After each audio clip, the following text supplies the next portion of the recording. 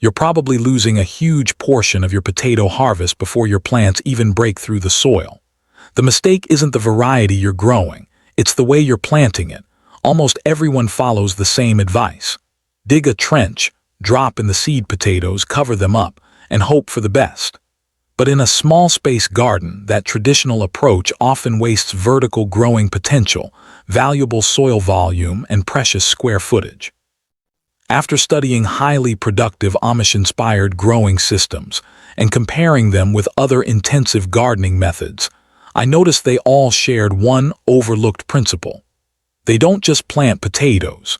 They create conditions that encourage the plant to maximize its productive growth while making every inch of space work harder.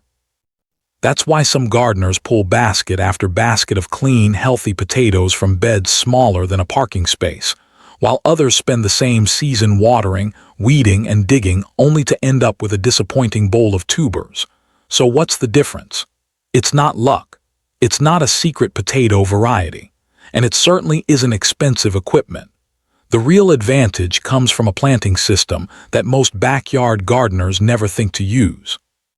In this video, I'll break down the exact Amish-inspired strategy step by step and show you how to adapt it for your own tiny garden so you can maximize harvests, improve efficiency, and get dramatically more food from the space you already have.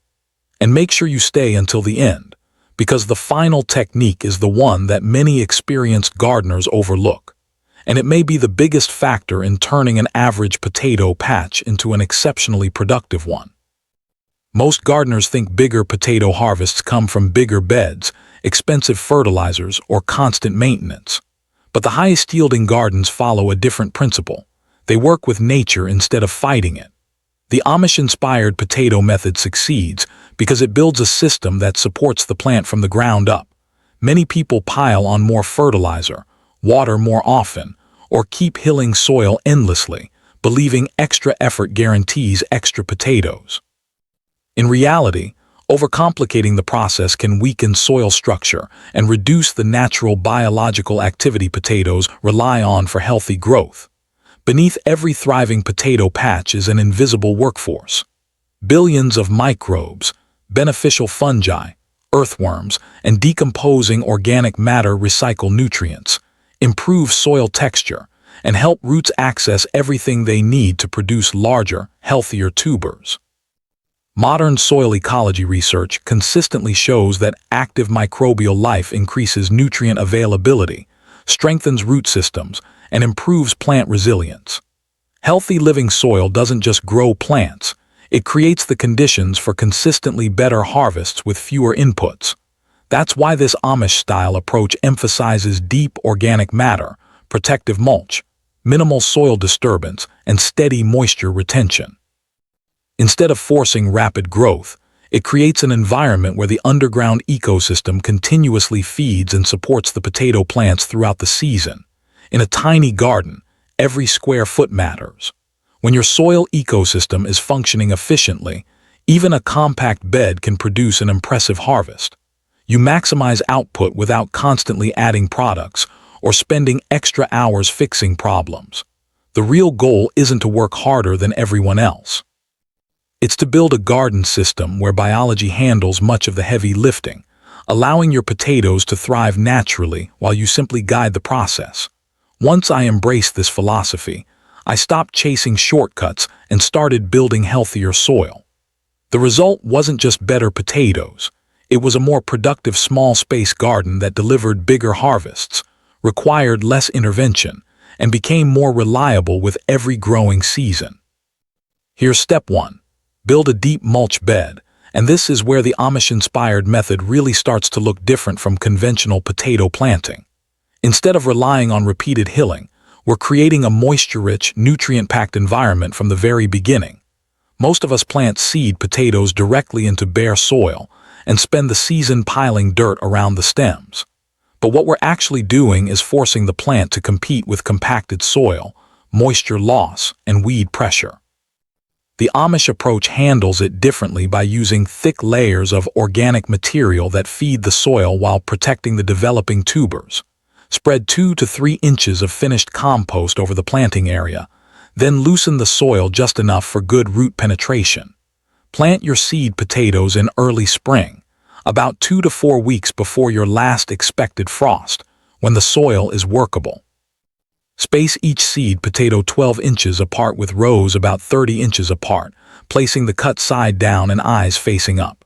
Cover lightly with soil, then add a 4-inch layer of straw mulch, making sure there are no exposed tubers. Now, here's where most people go wrong. They bury the potatoes too deeply or pile mulch directly against emerging shoots. If you smother the sprouts, growth slows and plants struggle to establish. Instead, keep the initial soil covering light and let the mulch provide protection without blocking new growth. You'll know this is working when healthy green shoots push through the mulch within 2 to 3 weeks, and the straw stays slightly damp underneath while the surface remains cool and weed-free. To recap, use 2 to 3 inches of compost, plant 12 inches apart, mulch with about 4 inches of straw, and start 2 to 4 weeks before the last frost. A quick check is simple. The mulch should cover the soil completely but still allow young shoots to emerge easily. Once that's established, you move to step 2, where you'll learn how to maintain moisture and gradually build the mulch layer so every square foot of your garden produces more potatoes with less work. Let me share some patterns I've noticed over the years. Things I used to do the conventional way that the Amish-inspired approach handles completely differently. No judgment here. I made every one of these mistakes for longer than I'd like to admit, and changing them made my potato bed simpler to manage and far more consistent. The first pattern is constantly disturbing the soil around your potatoes. Most of us keep digging, hoeing, and turning the soil throughout the season.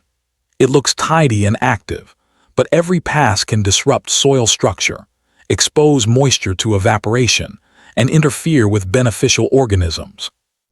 The problem is you're repeatedly interrupting a living system that's working below the surface.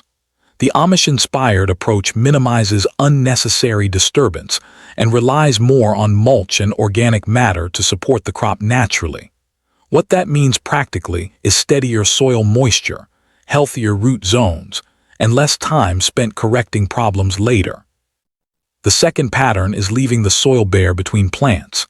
Many gardeners expose every inch of soil, believing clean ground is the sign of a well-managed bed.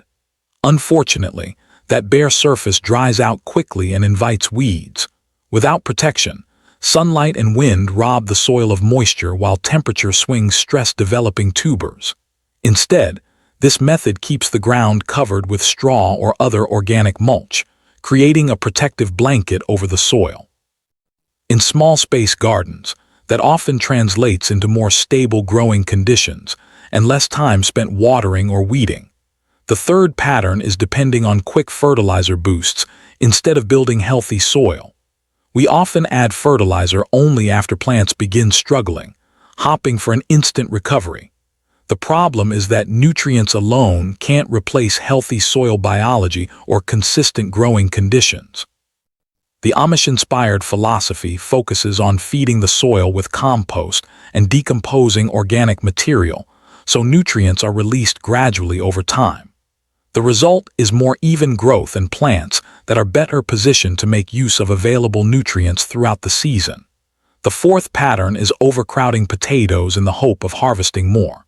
Many gardeners squeeze seed potatoes into every available inch, creating a dense patch of foliage. Crowded plants compete for sunlight, airflow, moisture, and nutrients, reducing overall efficiency. This approach gives each plant enough room to develop while relying on improved soil management to increase productivity, rather than simply increasing plant numbers. You often end up with stronger plants and a harvest that's easier to manage in a compact garden. None of these conventional habits will automatically ruin your potato crop. They're simply practices that can leave potential production on the table.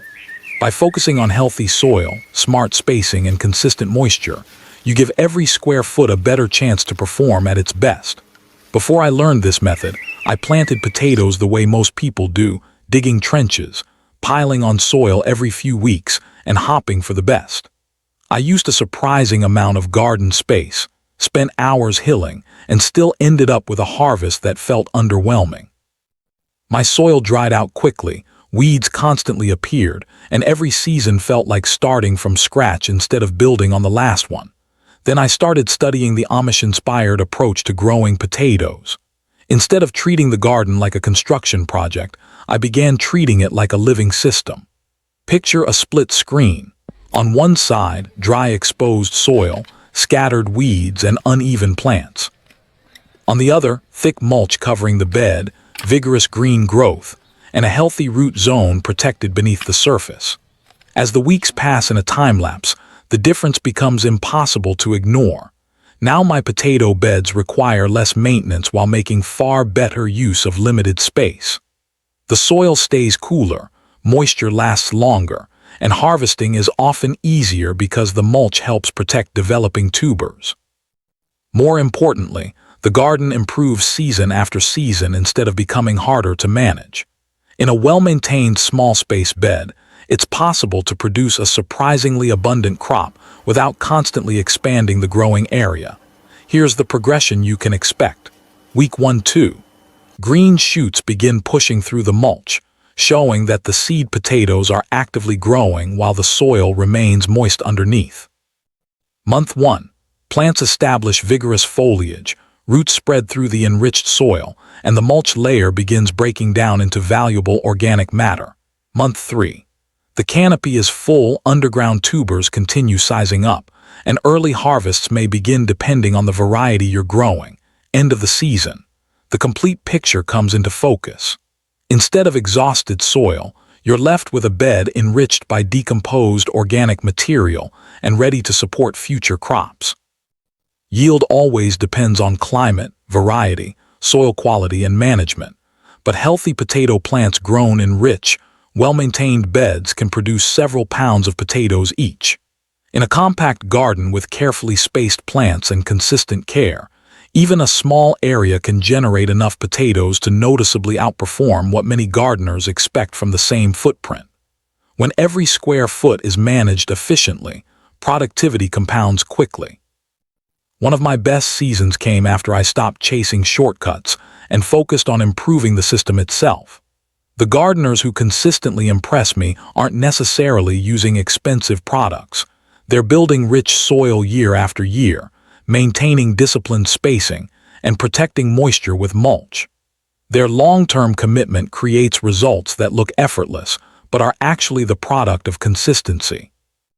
If this is your first season trying an Amish-inspired approach, don't expect miracles overnight. Expect healthier soil, easier maintenance, and the potential for stronger harvests as your growing system matures. Refine your technique each year, add organic matter consistently, and let the biology do its work. I'd much rather you begin with realistic expectations and end the season pleasantly surprised than chase exaggerated promises that no garden can guarantee. If you enjoyed this deep dive into the Amish-inspired potato method and want more practical strategies for growing bigger harvests in less space, make sure you subscribe and turn on the notification bell. Every week here on Garden Workshop, we break down time-tested gardening techniques, explore how traditional communities solve common growing challenges, and share proven systems that help small-space gardeners produce more with less effort. The goal isn't to make gardening more complicated, it's to make it smarter. Whether you're working with a backyard, raised bed, or tiny urban plot, these principles can help you get the most out of every square foot. Now I'd love to hear from you. Have you ever tried growing potatoes with heavy mulch instead of repeated hilling? Have you experimented with compost-rich beds or other traditional growing methods? What worked well, and what would you do differently next season? Or maybe you're just getting started. If so, tell me your biggest challenge in the comments. Is it poor soil, limited space, watering, pests, or simply getting a larger harvest from the room you have? I read every single comment, and many of your questions inspire future videos. The best part of this channel is learning from each other's experiences and building a community of gardeners who are always improving. If today's video changed the way you think about growing potatoes, remember this: the biggest harvests don't always come from the biggest gardens. They come from understanding how to work with nature instead of against it, You don't need acres of land to grow an impressive crop. With healthy soil, thoughtful spacing, moisture conservation, and a system that supports the biology beneath your feet, even a small garden can become remarkably productive over time. And while no single technique can guarantee a specific yield, stacking these smart practices together can make a noticeable difference in the health and performance of your potato patch season after season. If you found this video valuable, share it with a friend or family member who's always wanted to start gardening but feels limited by space or overwhelmed by conflicting advice. You might help them discover that growing more food is often about working smarter, not harder. Thanks so much for spending time with me today. Keep experimenting, keep learning, and keep building a garden that rewards you year after year. I'll see you in the next video.